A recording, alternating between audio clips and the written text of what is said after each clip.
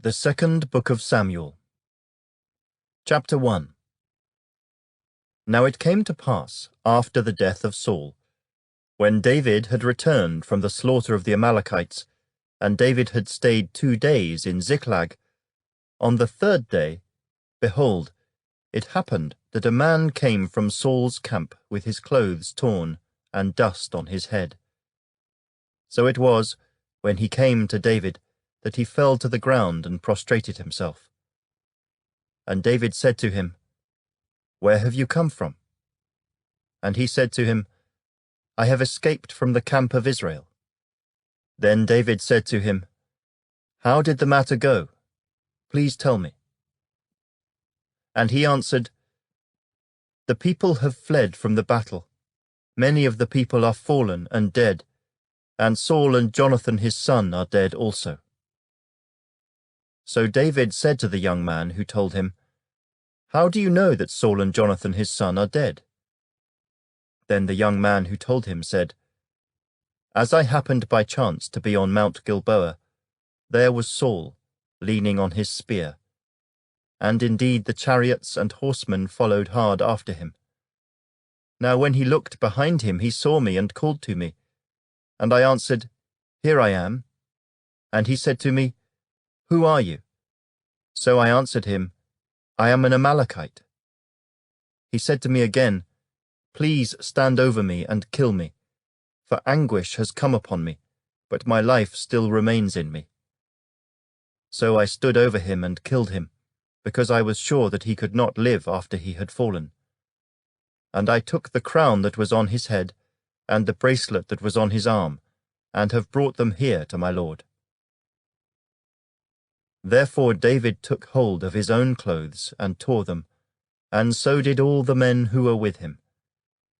And they mourned and wept and fasted until evening, for Saul and for Jonathan his son, for the people of the Lord, and for the house of Israel, because they had fallen by the sword.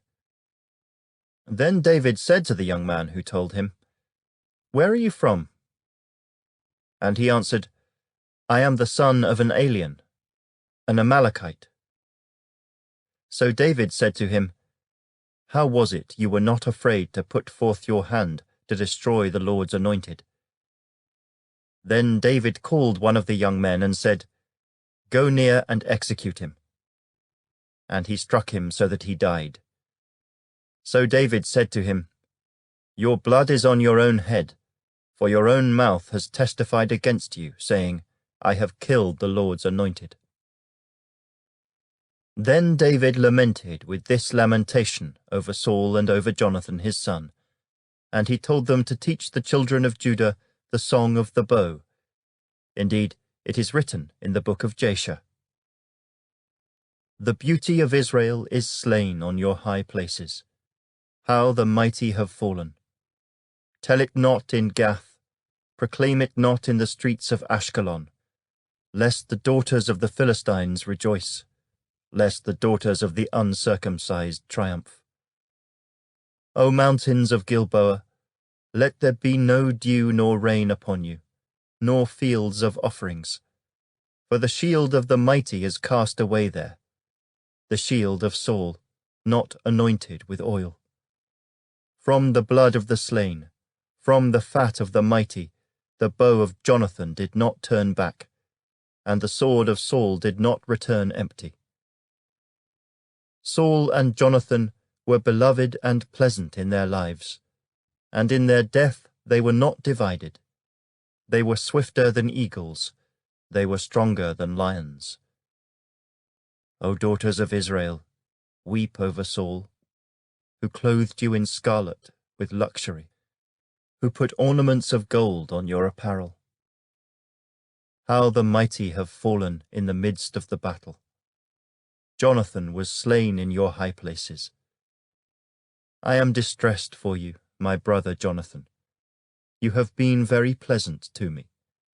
Your love to me was wonderful, surpassing the love of women. How the mighty have fallen, and the weapons of war perished.